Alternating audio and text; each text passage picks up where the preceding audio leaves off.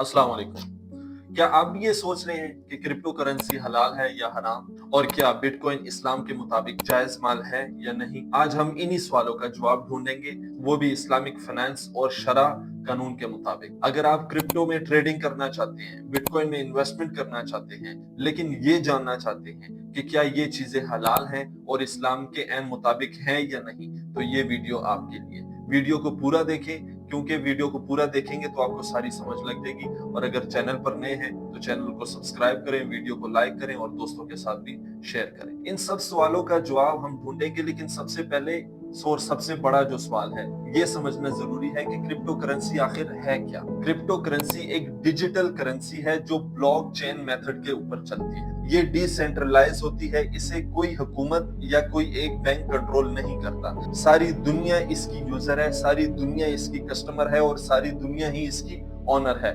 साफ अल्फाज में मैंने आपको इसकी डेफिनेशन समझा दी। मिसाल के तौर पर बिटकॉइन और इथेरियम दुनिया की मशहूर ऑनलाइन करेंसीज हैं, और ये सिर्फ एक ऑनलाइन एसेट नहीं बल्कि एक नया फाइनेंशियल सिस्टम भी है। लेकिन क्या ये इस्लाम के माल और तिजारत के ऐन मुताबिक इस्लाम के दायरों में फिट होती है या नहीं, जानना ये भी जरूरी। अब इस्लाम में माल का एक स्पेसिफिक कॉन्सेप्ट है। शरअ के लॉ के मुताबिक माल वो चीज होती है जो कीमती भी हो, आप उसे टच भी कर सकते हो और उसे यूज करने की इजाजत भी हो। इस्लामिक फाइनेंस में हर ट्रांजैक्शन को शरअ लॉ के मुताबिक देखा जाता है। इस्लामिक स्कॉलर्स और उलमा इस बात पर डिवाइडेड नजर आते हैं। डिसेंट्रलाइजेशन, ये इस्लाम के गैर रिबा सिस्टम से मैच करता है। ट्रांसपेरेंसी, ट्रांजैक्शन क्लियर और ओपन होती है। अगर एक करेंसी को एज ए इन्वेस्टमेंट या माल के तौर पर ट्रीट किया जाए तो वो इस्लामी क्राइटेरिया पर पूरा उतरती है। जैसा कि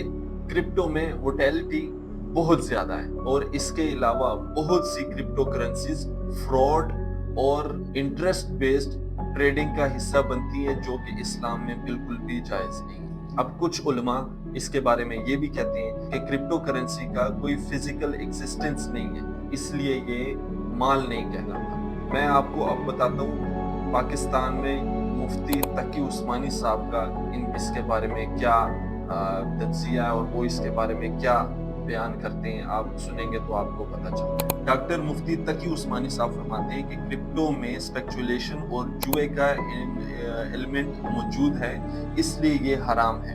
दूसरी तरफ शेख हैतम अल हद्दाद जो कि यूके से, वो बिटकॉइन के बारे में बताते हैं कि बिटकॉइन को माल की डेफिनेशन में फिट किया जा सकता है, मगर हर क्रिप्टो हलाल नहीं है।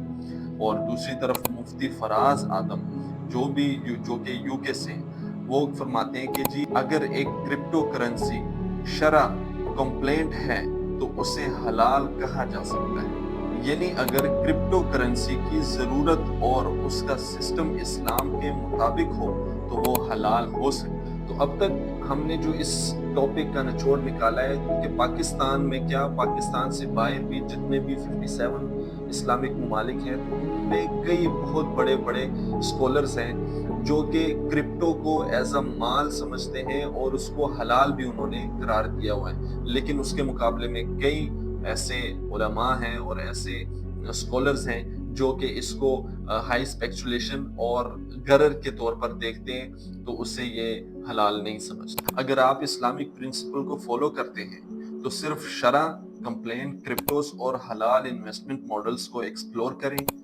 हर क्रिप्टो हलाल नहीं है, इसलिए रिसर्च जरूर करें, और रिसर्च करनी भी चाहिए। हर मामले में देखना चाहिए कि इसमें क्या कवानीन है, क्या इसमें फॉलोशिप है और कैसे हमने इसको आगे लेकर चलना है। हर चीज में जो भी है, हमारे जो बैंकिंग सिस्टम है वहां पर भी हमें देखने की जरूरत है। सिर्फ ये क्रिप्टो में नहीं, हर जगह में हमें देखने की जरूरत है कि हमारा इस्लाम हमें कहाँ पर इजाजत देता है इन्वेस्टमेंट करने की और कहाँ पर हमें रोकता है। तो ये आपके और हमारे जिम्मे, सबके जिम्मे। लेकिन मैं यहाँ पर ये नहीं कहता कि आपको सिर्फ किसी ने कह दिया और उसके पीछे आप चल पड़े।